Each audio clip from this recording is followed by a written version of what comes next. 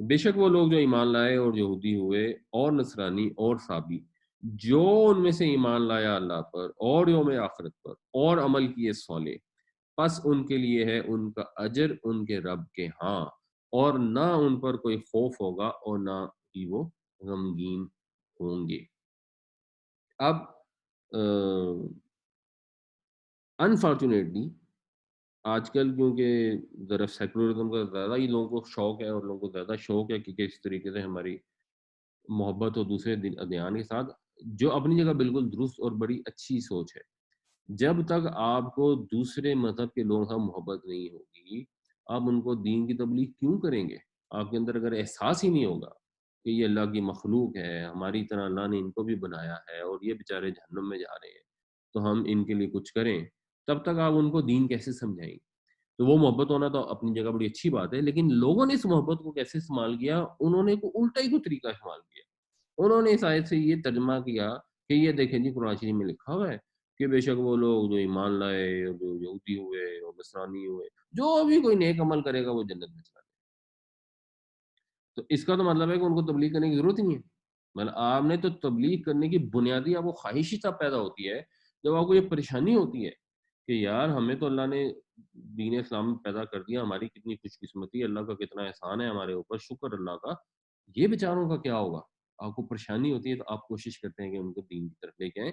جیسے نبی کریم صلی اللہ علیہ وسلم نے اپنی دین کی تبلیغ جب لوگوں کی تو آپ کو پریشانی تھی، آپ کو لوگوں سے محبت تھی، آپ کے یہ جذبات نہیں تھے کہ یہ مشرک ہیں، اللہ کے ساتھ شرک کرتے ہیں، یہ جہنم میں جائیں، یہ جہنم رسید ہوں۔ جیسے ہمارے یہاں بعض اوقات مولوی حضرات بھی دعائیں کرا رہے ہوتے ہیں کہ یا اللہ ان کو جہنم رسید کر۔ تو نبی کریم صلی اللہ علیہ وسلم کی یہ جذبات نہیں تھے، آپ کو محبت تھی لوگوں سے۔ تو اگر ہمیں محبت ہو دوسرے مذہب والوں سے تو اصل میں تو ہمیں پریشانی ہونی چاہیے کہ وہ کہیں جہنم میں نہ جائیں، ہم کسی طریقے سے ان کو سیدھے راستے پہ لے آئیں۔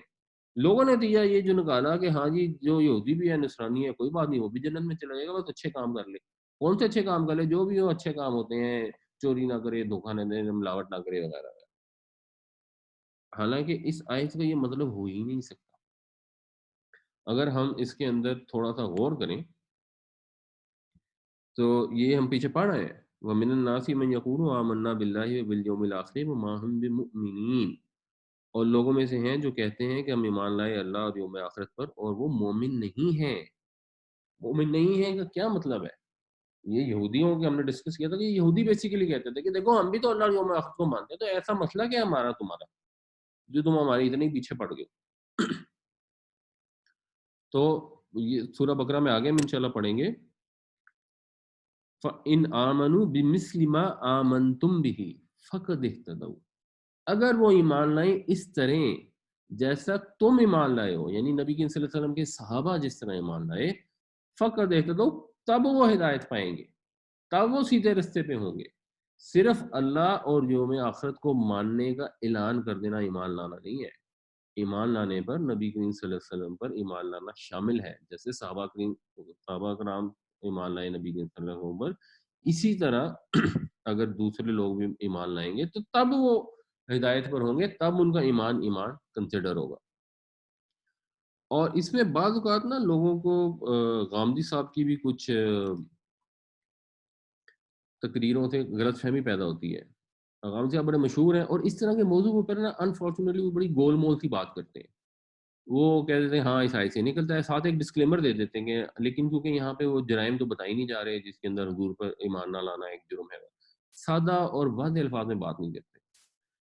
تو غامدی صاحب کے استاد ہیں مولانا امین احسن اصلاحی، وہ ہر جگہ ان کا ذکر کرتے ہیں، تو ان کی کتاب تدبر قرآن میں بھی اپنی جنرلی تیاری اسی سے کرتا ہوں۔ انہوں نے بھی اس آیت کی جو تفسیر ہے، میرے خیال میں یہ ایک امپورٹنٹ ٹاپک ہے، لوگوں کو اس کی نا اچھی طرح کلیئرٹی ہونی چاہیے، تو اس کو ذرا ہم ڈسکس کر لیتے ہیں۔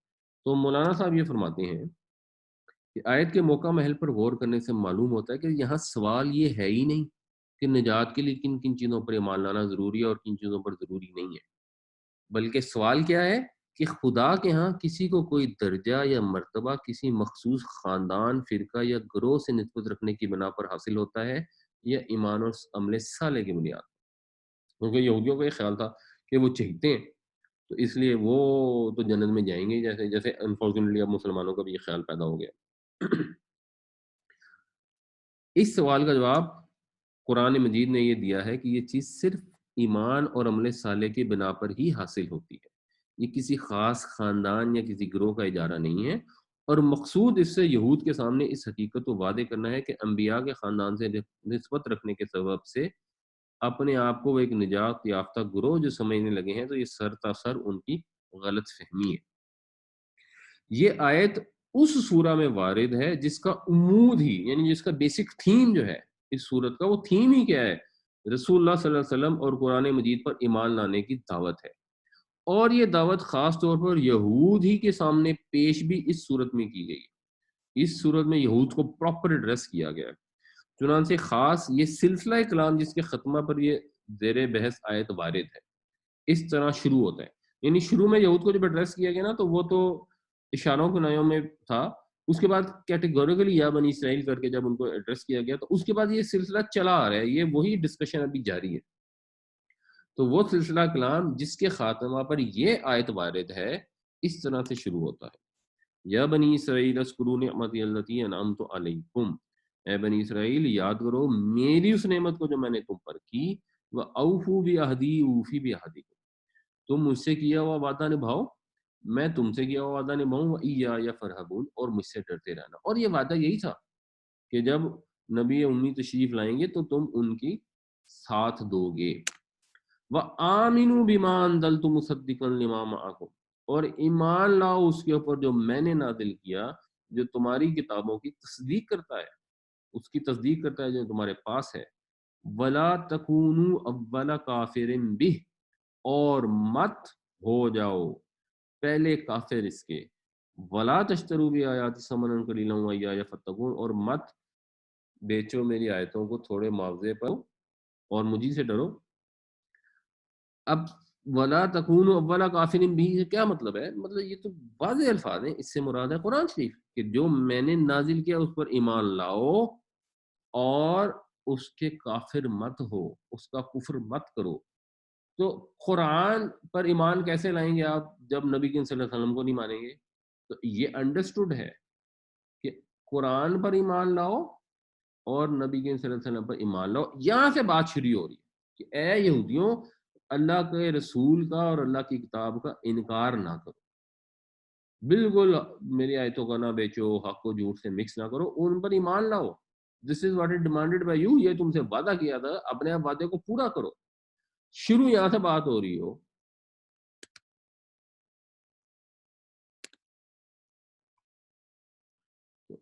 اس آیت میں بنی اسرائیل کو صریح الفاظ میں مخاطب کر کے قرآن پر ایمان لانے کی دعوت دی گئی ہے، اور اس کے انکار کو صریح الفاظ میں کفر سے تعبیر کیا گیا ہے۔ غور کیجئے کہ قرآن پر ایمان رسول اللہ صلی اللہ علیہ وسلم پر ایمان لائے بغیر کس طرح ممکن ہے، اور پھر اس بات پر غور کیجئے، یہ جب اس آیت میں قرآن اور رسول اللہ پر ایمان نہ لانے کو کفر قرار دیا گیا، تو اسی سلسلہ کلام میں چند ہی آیتوں کے بعد اس مضمون کی آیت کس طرح آ سکتی ہے کہ اہل کتاب کے لیے قرآن پر یا رسول اللہ صلی اللہ علیہ وسلم پر ایمان لانا ضروری نہیں ہے، اس کے بغیر بھی نجات ہو سکتی ہے؟ یہ تو نہایت بھونڈے قسم کا تضاد ہوگا جو کسی عام کتاب میں بھی سخت معیوب ہے، چاہے جائے کہ قرآن حکیم میں۔ مزید اس کے بعد پھر وہ کیا کہتے ہیں، یعنی یہ چیز کلیئر ہوگی کہ قرآن کے اندر یہ چیز ایکسپیکٹ کرنا کہ بات شروع یہاں سے یہ کہ نبی کے صلی اللہ علیہ وسلم پر ایمان لاؤ، قرآن پر ایمان لاؤ، اس کا کفر نہ کرو، اور بعد میں کہا اچھا کوئی بات نہیں، دل چاہتا ہے تو کفر کر لو، کوئی فرق نہیں پڑتا، بس اللہ اور یوم آخر پہ ایمان رکھو اور نیک عمل کرتے رہو تو تم جنت میں چلے جاؤ۔ یہ بات کا کانٹیکس کیا ہے؟ اس بات کا کانٹیکس یہ ہے کہ ہر وہ قوم جس بھی قوم سے تعلق رکھتے ہیں، جو بھی صحیح معنوں میں اللہ اور یوم آخر پہ ایمان لائے گا اور عمل صالح کرے گا، وہ جنت میں چلا جائے گا۔ اور عمل صالح کے اندر یہ عمل شامل ہے کہ اگر آپ کو پتہ لگ گیا کہ اللہ کے نبی صلی اللہ علیہ وسلم تشریف لائے ہیں تو آپ نے ان کو ماننا ہے، تسلیم کرنا ہے۔ اگر آپ کو اللہ کا نبی دنیا میں تشریف لے آیا ہے، آپ نے اللہ کے نبی کو قبول ہی نہیں کیا، تو عمل صالح کہاں سے ہو گیا؟ عمل صالح یہ تھوڑی ہوتا ہے کہ دو چار عمل صالح کر لو، عمل صالح تو مکمل طور پہ عمل صالح ہے۔ تو اس میں مین کام کی نہیں، اللہ کا رسول آخری تشریف لائے اس کو آپ نے مانا نہیں، اور اب آپ کہہ رہے ہیں کہ جی ہم نے تو عمل صالح کی، ہم جنت میں چلے جائیں گے۔ چلو وہ تو کہہ رہے ہوں گے، ہمارا بھی یہ خیال ہوگا ہاں کوئی بات نہیں کوئی بات نہیں، بس نیک عمل کرتے رہیں جو کرتے تو۔ قرآن مجید میں اس بات کی تصریح ہے کہ نبی صلی اللہ علیہ وسلم کی کہ نبی صلی اللہ علیہ وسلم کی بعثت کے بعد سے اہل کتاب میں سے خدا کی رحمت میں وہی اہل کتاب حصہ پائیں گے جو آن حضرت صلی اللہ علیہ وسلم پر ایمان لائیں گے. یعنی یہ قرآن شریف میں کلیئر ہے. چنانچہ جب موسیٰ علیہ السلام نے اپنی امت کے لیے رحمت کی دعا کی ہے تو اس جواب میں اللہ تعالیٰ نے فرمایا کہ یہ رحمت ان لوگوں کے لیے خاص ہوگی جو تقوی اختیار کریں گے، زکوٰۃ دیتے رہیں گے اور ہماری آیتوں پر ایمان لائیں گے، اور ان میں سے جن کو پیغمبر آخر الزمان صلی اللہ علیہ وسلم کی بعثت نصیب ہوگی وہ ان پر بھی ایمان لائیں گے. اور یہ پھر سورہ اعراف میں آتا ہے. وقت یہ حضرت موسیٰ علیہ السلام نے دعا کی کہ وَاکْتُبْ لَنَا فِی هَٰذِهِ الدُّنْیَا حَسَنَۃً، ہمارے لیے اس دنیا میں بھی بھلائی لکھ دے، وَفِی الْآخِرَةِ اور آخرت میں بھی، اِنَّا هُدْنَا إِلَیْکَ ہم تیری طرف رجوع ہو چکے. قَالَ عَذَابِی یُصِیبُ بِہ مَن أَشَاءُ، اللہ تعالیٰ نے فرمایا کہ جو میرا عذاب ہے اسے تو جس پر چاہتا ہوں میں نازل کرتا ہوں، یعنی وہ اس کو پہنچتا ہے جس کو میں چاہتا ہوں.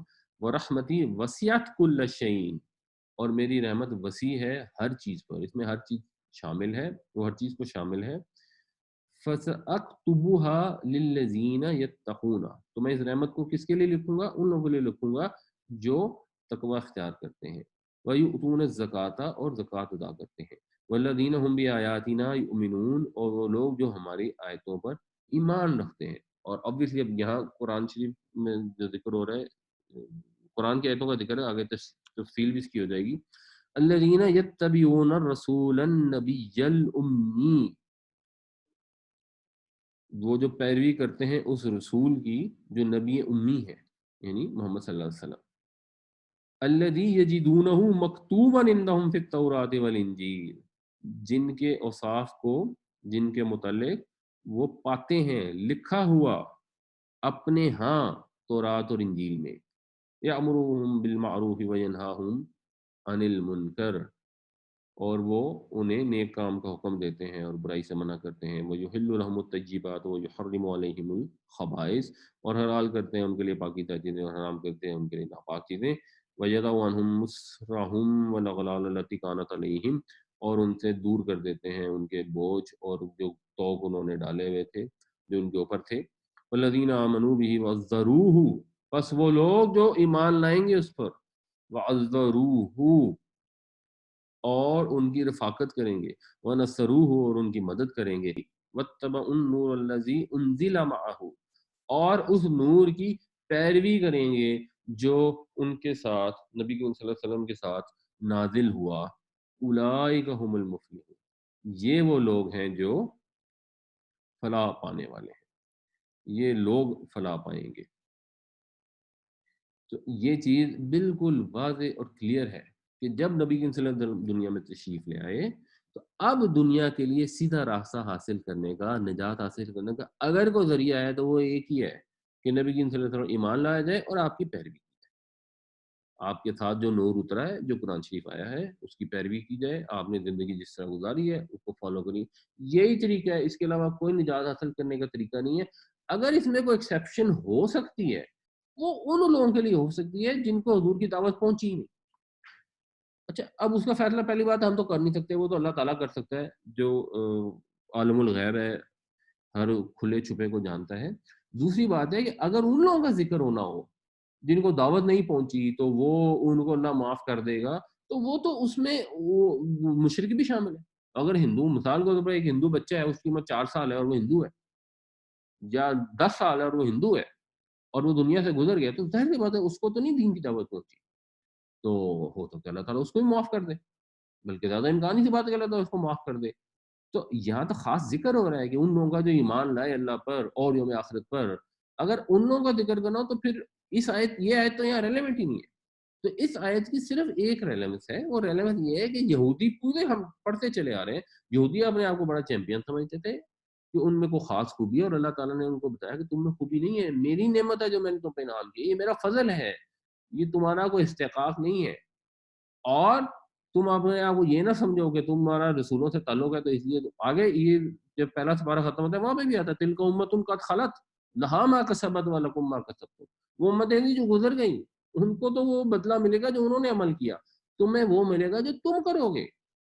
تو تمہارا نبیوں کے خاندانوں سے تعلق ہونے سے یہ ضروری نہیں ہے کہ تم جنت میں چلے جاؤ گے.